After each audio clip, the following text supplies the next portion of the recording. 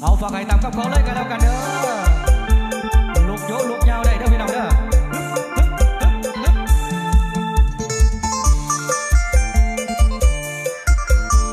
นี่มาได้น้ำใจมาแล้ว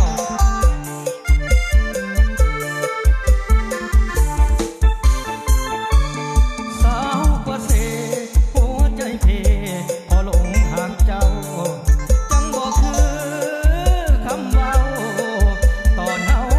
หักกันใหม่ๆอันนั้นก็ดี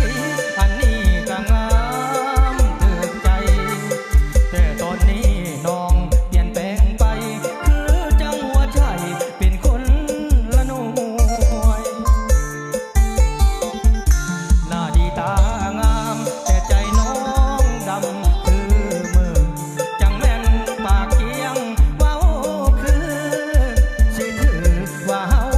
มันสวยย้อนลงคำเว้าใจอ้ายเลยเศร้าปานคนป่วยบัดใดแท้น้องมักคนรวย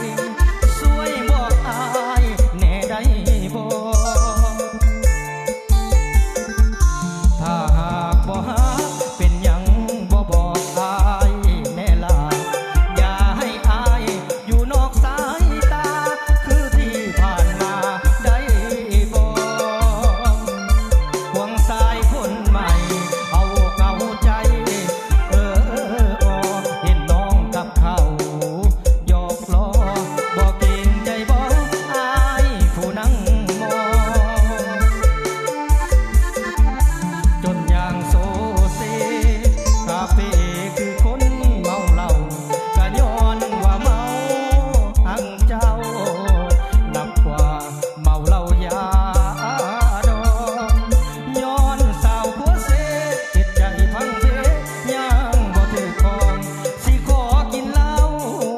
ยาดองยอมใจเจ้าของให้ลืมคนลวง